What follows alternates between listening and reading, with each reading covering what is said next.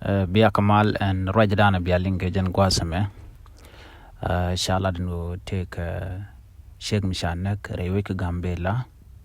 Kasheg Mo Sheikh Nure, Wanakaja Kasalam Safar, Guasadan and Te Mentiek Gambela University, New Gambela University, Kakujan Waka Quadgar, Mingaji Gambela being I do work Quadgar. Jan was done to Oregomatin. Canadian contin Nakashakamo, salad no dong de cashur, Gongay con no sure la candulacan cattle, Shalad no.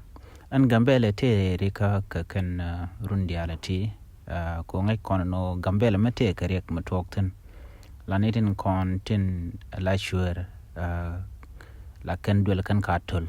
Kia me charge jak bodeji dong aran ki deji nak che manga yana no gambele tene to long bade chanak and warna kam den karo den ka gambele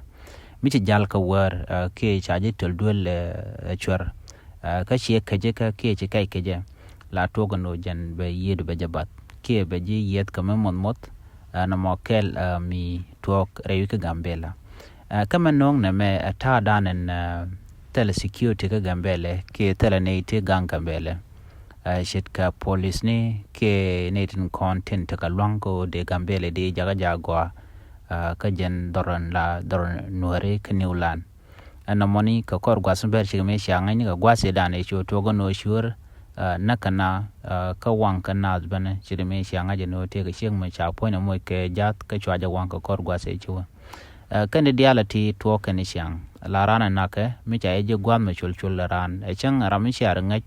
la jammo jere ke be jenak ana me jandana to ko gambele liunatin ko telemal ke tele ne te gangna tel ne gang tingna gambele sharia ka mandana le rodatin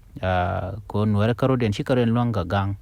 kan wer karo den ba shikanetin content naka ne radian ba shikanen gorno be kan ngaji ka ngane